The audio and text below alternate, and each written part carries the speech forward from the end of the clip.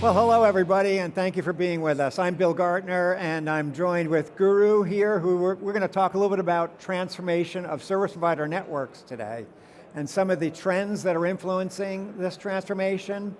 And then we're delighted to have a couple of our customers as well to really tell you about how they're experiencing some of these new trends and what these new technologies mean for transforming their networks.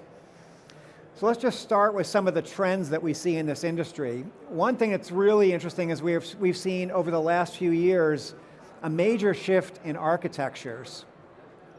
And if you think back to early days of routing, we had these multi-chassis routers that are now almost completely replaced with more spine leaf type architectures. We have things like disaggregation impacting the way we think about networks, both software and hardware disaggregation.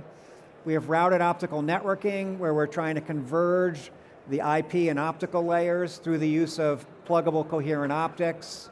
Routed PON. We're moving things like caching and peering from deep in the network to much, much closer to the user. So many different architectural trends. All of these trends are supporting trying to simplify networks for our customers, to take advantage of automation, and to reduce both CapEx and OpEx. And really what we're focused on now is reducing the operational inefficiencies, or put more positively, to make operational efficiency a much, much bigger part of the story. And that comes in the way of things like automation, looking at ways to simplify products, simplify everything from the planning, ordering, installation, and then maintenance of a network. And then clearly things like security are playing a much greater role for us in the way we think about building networks. We have bad actors out there, state actors in some cases, individuals that are taking advantage of holes in our networks or holes in our software. And this is a much, much more significant issue for us now as we think about how to protect our customer networks. AI is probably the most significant buzzword that you'll hear at this show and other shows. And AI, I think, has great potential to help humankind in many areas, like medicine, but it also represents a threat that we have to figure out how to secure networks against, again, actors that may be taking advantage of AI. And then finally, one really critical thing for all of our customers is how we can help them produce new sources of revenue. Most of the things I talked about are going to help them simplify their network, reduce costs, become more operationally efficient, but there are real challenges in how we can create some new sources of revenue for them. And what we're going to be focused on, and Guru's going to be talking a little bit about, is the introduction of a new concept in networking called Agile Services Networking, but really has three pillars. One of those is simplifying the networks for our customers. And in the process of simplifying, we have to help them reduce costs that come in the form of both CapEx and OpEx, but very importantly, simplify the operation of a network. We have an aging workforce in the networking industry, and we have to make sure that we're not creating solutions that are going to require much more human effort in order to deploy these solutions. So automation becomes a really big part of that. Resiliency is increasingly important, especially as we think about AI workloads. In a traditional network, resiliency was always important. Reliability of the network, the availability of the network was always an important attribute of how we deliver systems into networks. For AI workloads, resiliency is increasingly important. If an AI workload experiences a link flap, for instance, the AI workload has to back up and restart. It's a very costly process. In traditional networks, TCP/IP would basically bridge the gap of any bit error or any link flap. We can no longer tolerate things like that in AI networks. And then finally, again, we have to think about service ready, how we help our customers deliver new services, new classes of services, taking advantage, for instance, of different protection schemes, but also new services that they can offer with some of these new network architectures. So with that, I'm going to turn it over to my friend Guru, who's going to talk a little bit about the Agile Services Networking. Thank you, Bill, and hello, everyone. So as Bill outlined, some of the issues that our customers are dealing with as they look to evolve their networks for the next 2 years, 5 years, and beyond are, how do they continue to deliver the services they have today So if you think about the kind of services that our customers are delivering today, subscriber services, business services, mobility services, how do you get more efficient, CapEx, OpEx, power efficient as you deliver these services? Resiliency and security are so important. And thirdly, huge topic on the minds of our service provider customers in particular right now, how do you monetize this, right? What can you have your infrastructure give you to allow you to drive monetization of new services? So the answer to that question from our perspective is a new architecture that we are referring to as the Agile Services Networking Architecture, and it has a couple of elements. One, what we are doing is building in capabilities in our network infrastructure that allows our customers to deploy a very consistent network end-to-end. And I'll elaborate on what that means. Consistency means having the same building blocks in different parts of the networks, from access to edge to core, everywhere, so that you can deploy services very flexibly without being constrained by limitations of chipsets and such in a particular location. So extremely important that we are able to do that. The second thing is, how do we drive efficiency in the network? We believe convergence is a big piece of this. And so we've already been talking about our RON architecture, which is converging IP and optical. When you do that, you get huge amounts of space savings, power savings, and obviously there are CapEx and OpEx savings as well because your operational model is now simpler. We are expanding on that RON architecture even more as part of the Agile Services Networking Architecture by introducing support for some really groundbreaking new optics and optical technologies that I'll talk about in just a moment. And then the third piece is enabling the right APIs on top of this infrastructure to allow our customers to offer new services. In this region in particular, you hear folks talking about things like network as a service. The enabler for that is a rich set of APIs that's developed and delivered on top of our infrastructure as well as on top of our automation capabilities so that they can create these new services. So this is what it looks like. Here are the tangible pieces of the architecture. There's three pieces. The first is routing platforms, a brand new set of routing platforms designed specifically for service providers based on our Cisco Silicon One technology. Now we have the same consistent silicon architecture across all of these use cases. That's what it is. And it's packaged in our Cisco 8000 series. The second piece is that IP and optical convergence I was talking about.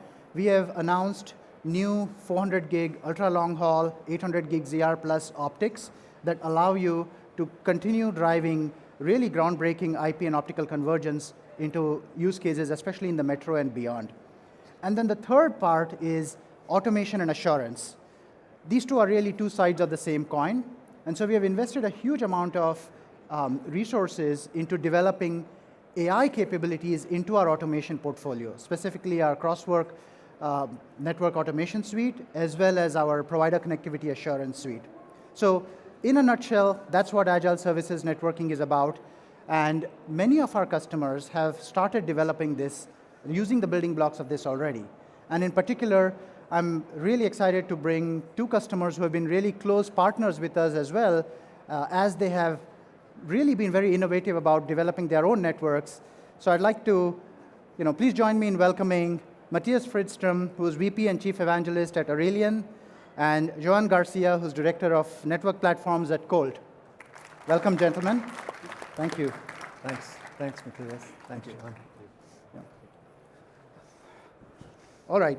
So, Matthias, Joan, it'd be great if we start off by just having you sort of introduce yourself, talk about your role, and how you're thinking about network evolution in each of your companies and what your strategy is. Maybe we can start with you, Matthias. Yeah, thank you very much for being here.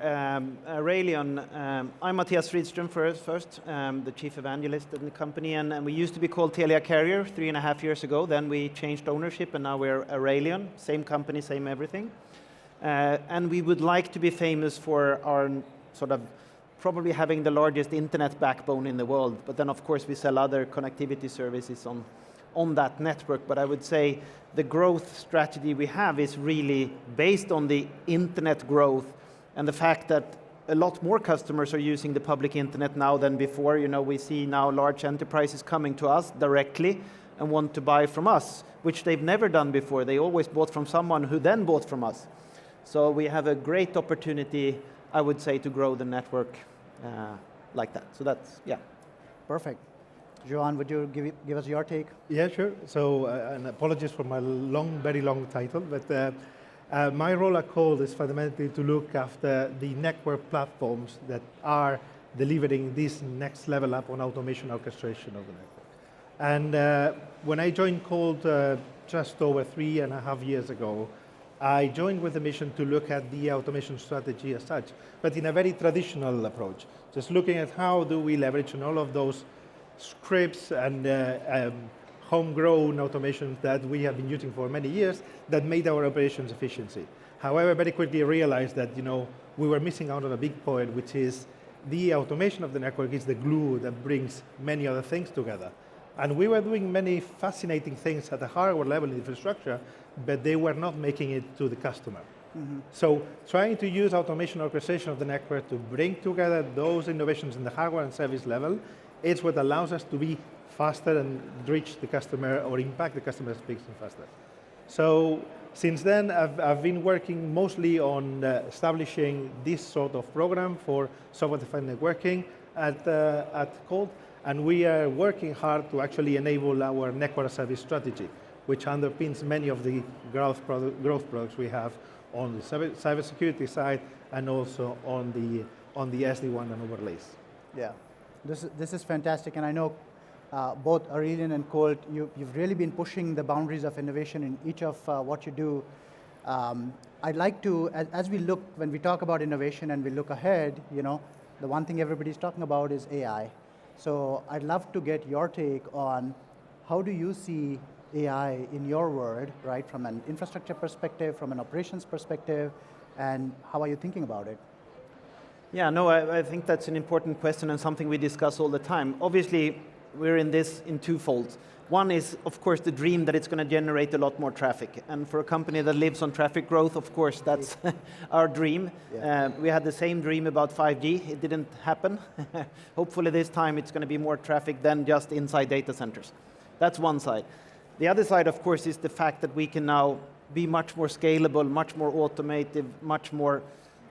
Our industry have been super manual. We have been super manual. We've lived on good resources doing things manually really good. We just need to be more scalable, and here AI, I can really see things coming through in a very good way, especially around visibility. In our industry, customer experience is everything. I can't say that my network is better than anyone else because we all have the same type of network from the same vendors, but we can be much more better in fixing things. And of course, visibility then comes in. If we know what's happening in the network and we can, when the customer calling us or whatever, they contact us and we say, yeah, we already know, we're about to fix it and it's going to happen at this point in time. That's a game changer in our industry. And that's where I really believe AI, together with everything that Cisco does, will make a big difference for us. I already see use cases where we now can drive, out of a lot of information, we can drive the pieces that's important for us. We have come some way, we are not really there. And of course, telecom companies in general don't really trust their own data. We have a history of kind of bad data in the system. We need to get that trust back and then draw conclusions from that. But I think AI, it's going to be paramount for us going forward in how we treat our customers. Yeah, I think I stay there, but I think it's going to be super important for us. Absolutely. Very good. And on my case, fundamentally, I'm looking at it as a multiplier of our engineering capacity. So obviously, market on the side, so looking at network platforms and how do we deliver the services today, we have a fundamental challenge, which is we are traditionally network engineering organization. And in order to embrace automation and orchestration at the level that we need, we have limitations not only in processes or in people, we have in skills. And we want to have that multiplying effect happening through the assistive power of AI. So we are looking at how do we incorporate, agent-based technology, the agentic architecture that has been discussed these days on the floor, to precisely empower engineers or traditional network engineers with those things that are not strictly networking. How do we help them produce more or produce automations out of the box in our platforms that will help, expedite and make faster the resolution of problems or the delivery of solutions, or just simply fast prototyping new capability that they can conceive but they cannot program. Right. Excellent. Very good. I want to turn to a topic that's near and dear to my heart, and that's routed optical networking. And maybe, Matthias, we can start with you. Aurelian has been an early adopter of routed optical networking, and I think has deployed every generation of digital coherent optic that we've offered. Has recently trialed our 400 gig ultra long haul as well, and we thank you for that. I just want to get your thoughts on how you think about being an early adopter of technology and how you balance that against the need to deliver reliable services and make sure that you're delivering the services at the level that your customers expect. Yeah, no, I think that's a really good question and something we've talked about a lot internally. I think in the beginning we were super excited when we saw this great opportunity to be in many more places and the only thing we needed to add was a router and some plugs, and then we could offer services in many more places than we were before. So I think we very early saw our use case for the routed optical networks and so on. And then we had that discussion about, when do we dare to turn on the traffic for real customers? And I think now we have more or less a 4-year history of working that out. So of course, right now we have the same discussion again, the ultra long haul, when do we dare to start to use that? And this time we're actually thinking about changing our own rules on how we can bring something into the network and trust it before we fully trust it. But I think we now have gathered so much information and we have really good cooperations between the engineering team on the optical side, the engineering team on the IP side. They're more in the same unit now. We don't have that fight anymore.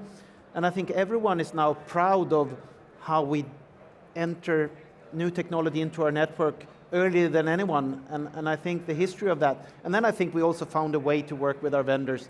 So we work very close with you. We're very transparent with Cisco on our fear and what's going to happen. And I think that's also helped us along the way of being very transparent with our fears and what we believe could happen and so on. And then we could get good support, of course, doing these tests and so on. But I really feel we've developed a proudness in the organization about being first. Every time these press releases go out, even people in marketing and finance are excited about it. They don't know what's happening, they don't know what we're doing, but they're excited because something happens. So, of course, there is a delicate balance of, do you dare to do it? What happens if everything goes wrong? But I think we've developed that confidence now that we know when to push the button and do it.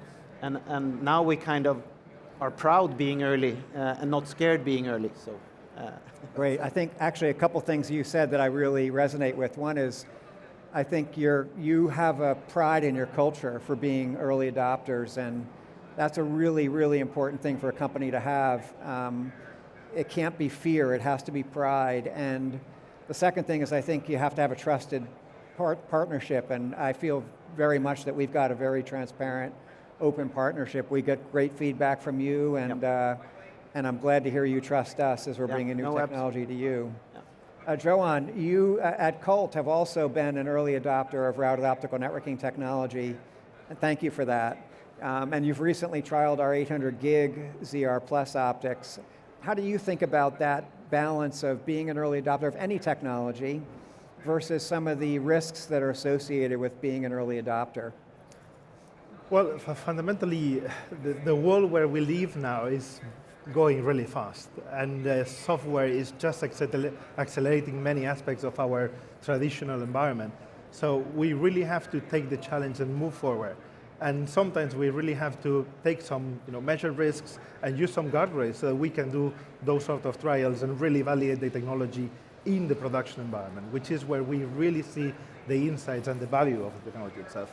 And I cannot agree more with you, Matthias. I mean, the culture of innovation is paramount to do that, because that culture of innovation doesn't sit with a team in the organization. It has to be spread across, so that the operations guys come with a can-do attitude and want to see it happen in attitude, and then the whole thing starts spinning. And the other one is partnership. Partnership is paramount. Obviously, we don't have all the resources, all the skills, all the capability we need to really achieve what we want to achieve. So finding the right partner and the right culture interlock is paramount to get there. Yeah, great. So I heard you say similar things. I think you have to have that culture of innovation and the pride in innovation. Yes. And also have the right trust in your partner. And we, again, thank you for being our great partner in this. And I think that it's very true when we look at our customer base, the ones that take early risks and adopt early technology get the full benefit of that technology. And many customers that are on the long end of that tail just are going to be, it's going to be a very long time before they start to see the economic benefits of taking that risk. Yeah. John, I'd like to go back to what you said during your introduction and how you're using automation in particular to help network operations. Because when we were talking earlier, you said something that was really very, very interesting to me, which is what are the kinds of services you're offering today, network as a service, using APIs and so forth. And you said, look, we're using technologies like segment routing to offer disjoint path, green paths, low latency paths, etc., and making them available through API to your end customers. Can you elaborate a little bit on how you're using network operations and automation in network operations to facilitate these kinds of things? Yeah, sure. I mean, and it's a very good question because there's no secret sauce to that. I think fundamentally, it's a combination of technology vision and having the right people to push the whole innovation forward. So when we talk about network as a service, obviously it may mean many things to many people, but the ambition is to be able to consume these services and the resources existing in the network infrastructure in a much more flexible manner as a service, okay? In order to deliver that, you really have to start building APIs at many different levels in your stack. And that's not a traditional thing in the telco. We always love fully integrated solutions that we could manage as a black box and so on and so forth. But that's proving difficult, especially when you have to adapt fast. Yeah. And one of the examples you were giving earlier, the green path provisioning. So our ability to introduce or leverage on segment routing technology to change the path of a given service in the network anytime through an automated procedure without breaking the rest of the stack, it actually takes several building blocks, some of them which are still in prototype stage, but we really need to test in the production, and we want to show to customers as a preview very early on. We cannot wait 2 years to release this sort of capability. It's as simple as that. Indeed, yeah. Matthias, would you care to kind of elaborate on how you're viewing the use of APIs and such in network operations and so forth? Yeah, no, absolutely. I think last year, 2024, we had 42% growth in the internet backbone. Absolute madness, more than during the pandemic. Last year was fantastic in terms of traffic growth, and I think we now have twice as much capacity in our internet backbone as the second largest network in the world. So, and the only way to survive in that environment is to use automation as much as possible. We don't have an army of people. We are about 500 employees, and our board loves that we're 500 people. They don't want us to be 700 people. So the only way to survive is to automate more using APIs wherever possible, and just look out in the market and see what we can find to do stuff there. And I think we've found a way of not increasing the headcount dramatically and just continue to run the network and make sure we can take on all this traffic. And then, of course, the only way to do that is automation. And the last couple of years, or at least last year, we started to see some real benefits of this coming out. And I think we're all super excited for 2025 and all the things we can do again. This year. We actually had a good workshop together with Colt this morning where we are sharing best practices in automation because we feel that company is fairly similar to ourselves and we can probably learn a lot from each other, and we're both big Cisco customers. So from that point of view, there's a lot of things we can do. But the only way for us to survive really is to be in the forefront of automation. We don't believe the traffic growth this year is going to be the same. It can't be. Then we're going to, I don't know what's going to happen. But yeah, it's still going to grow 20-25% like it normally does. So we just need to be there every day. Yeah. Indeed, when many of our customers, when we talk to them about automation and APIs and offering your network as a service, really what both of you have done at your companies is really making that happen already, right? So at some point we'd love to do case studies, maybe some joint sessions with you to showcase that with the rest of our customer base as well. Yeah. Well, Johan and Matthias, I want to thank you, first of all, for being such great customers and for being with us today. But before we wrap, I'd just like to get your thoughts on one more question, which is, what advice would you offer for those in the audience who may be considering a transformation, what are some of the things that you would ask them to think about as they're considering their own transformations? Johan, you want to start us off?